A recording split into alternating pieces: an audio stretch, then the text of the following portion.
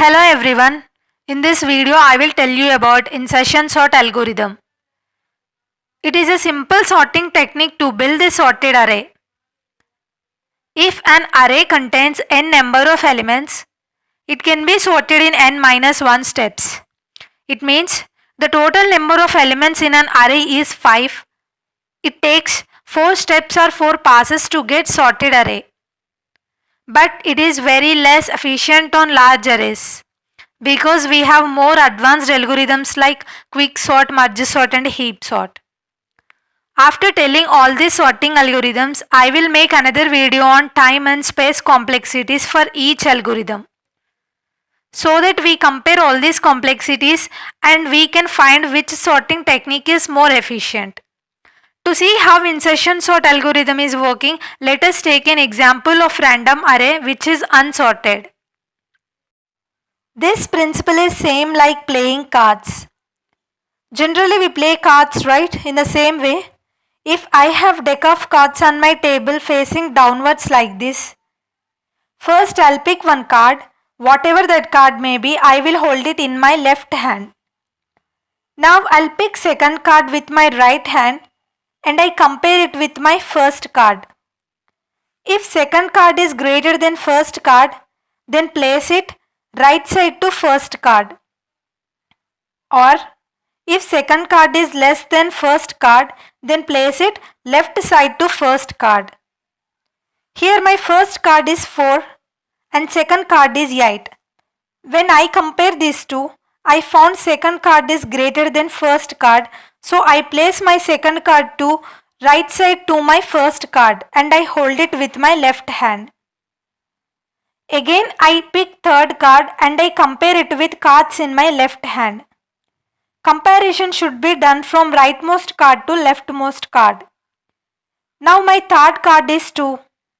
So I compare this with first rightmost card, that is 8. 2 is less than 8. Again I compare with 4. Again 2 is less than 4. So no other elements are there in left side to compare. So I place third card left side to cards in my left hand. Now you can see cards in my left hand are sorted. And this is how insertion sort works. Let us take an example of small array, because insertion sort cannot be effective on large arrays as I told you before. This works same like cards game. Firstly we have to pick first element, that is 5. We are not going to perform any operation on first element, just we pick up and keep it on hold. And pick the second element, that is 2. Then compare 2 with 5. We found 2 is less than 5. So 2 should be placed before 5. In step 1 it looks like 2 and 5. And one more important point, we are not supposed to place the picked element directly into an array. Because in the card game also, we are taking card with our right hand, then comparing it with our cards in left hand, and according to that we are placing in an appropriative order. Here array refers cards and left hand refers sorted elements. Right hand is nothing but the place we are comparing the elements. Again pick the third element, that is 7. Then compare it with previous elements. Comparison should start from rightmost element to leftmost element. So when we compare 7 with 5, 7 is greater than 5, so no need to perform any operation on it. Again we no need to compare 7 with 2 because list is already in sorted order. In step 2 it will be like 2, 5, 7. Then pick the next element, that is 1. Again compare it with previous elements, that is rightmost element to leftmost element. When we compare 1 with 7, 1 is less. When we compare with 5, 1 is less. When we compare with 2, 1 is less. So 1 should be placed before 2. In step 3 it looks like 1, 2, 5 and 7. You can see here array is sorted. In the beginning I have said that if we have n number of elements, it takes n minus 1 steps to get the sorted array. And here also we have 4 elements and we got sorted array in 3 steps. Now we'll see algorithm by working on same example. For j is equals to 2 to array length. That means the following conditions are applicable from j is equals to 2 to remaining elements in an array. For j is equals to 2 to array length. I started j value from 2 because when we picked the first element we need not to do anything. Did I do anything when I picked my first element? No, I just picked and put it on hold. We have to think first element is already sorted, so I started it from j is equals to 2. Next I will create a temporary variable that is key and I equalize it with array of jth value. In example array of jth value is 2, so key is equals to 2. It is because element in array of j cannot be overwritten, and when I store array of jth element in key variable, it is flexible to shift elements without any overwriting problems. So key value become 2. Next I will give left to jth element as I. That is I is equals to j minus 1. So in the example left to jth element is 5. So I is equals to 5. Next check the conditions.